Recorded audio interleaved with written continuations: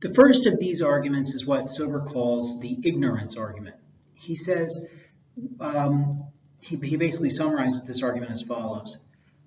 We don't know what use a lot of species might be to us. Like there could be some species that's endangered and we can't tell now what use it has for us. But if we drive that species to extinction, we can never find out. And so that's a bad thing. We ought to not drive species to extinction because it might turn out that there's some usefulness of them to us at some point in the future.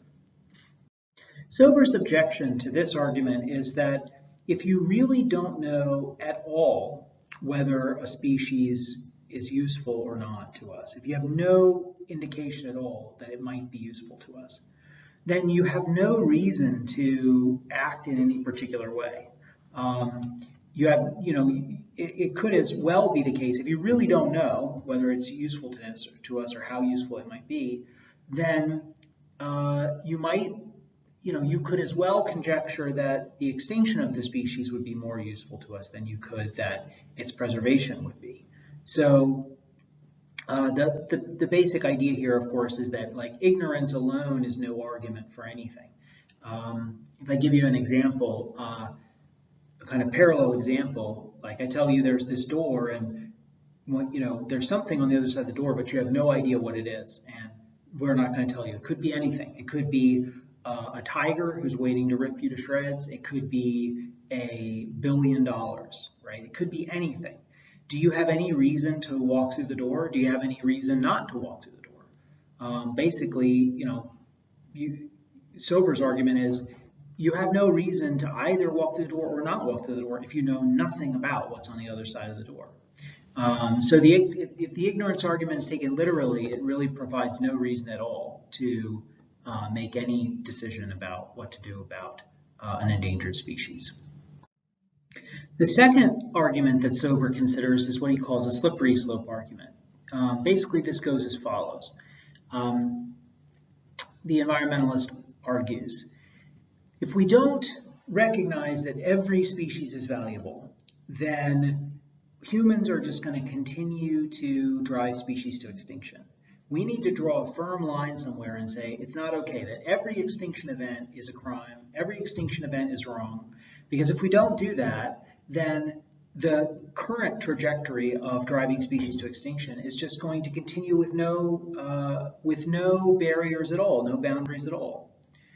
Okay, so Sober's objection to this one is basically that it's not true that we have to draw a line near the start of some trajectory in order to draw a line anywhere at all on the trajectory.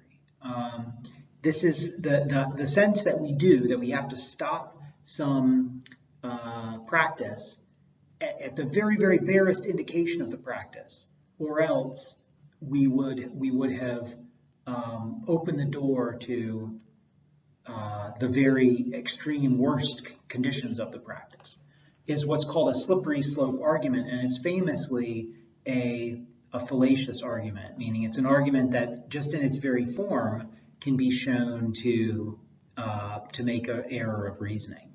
The big problem is that it's just not true that the only way to stop an extreme from happening is to stop any amount of the thing from happening. So to give you like a really obvious example where you'll see what the problem is, suppose that you see someone drinking water in the hallway and you say, you know that water poisoning is a real thing, right?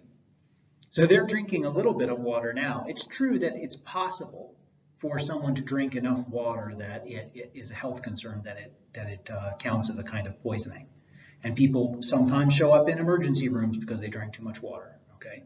But I mean, you have to drink a tremendous amount of water. It's very rare, and usually that occurs because people have some other condition that leads them to feel thirsty, even though they really are hydrated enough and they continue drinking water.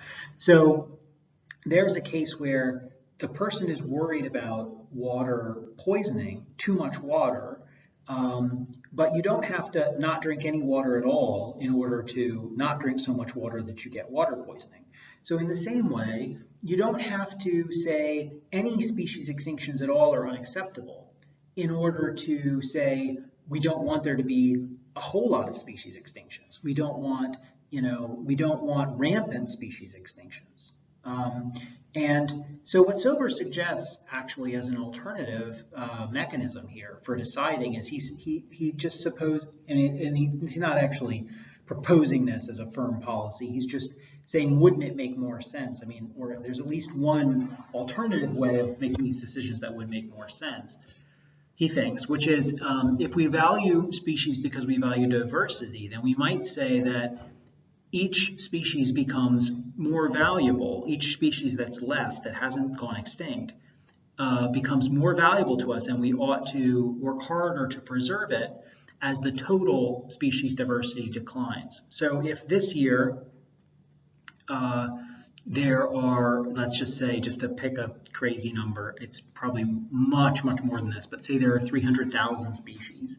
This year there are 300,000 species, and 10,000 of those go extinct, and next year there are 290,000. Well, then we have we should be more careful to preserve species diversity next year than we were this year, because each one of the remaining species is more valuable. Because to lose any one of those species is to incur a greater total loss it's to incur a greater percentage loss in the total diversity of the system. So it's a way of basically kind of toggling our concern for species extinctions to how good of a job we're doing not driving species to extinction in the recent past.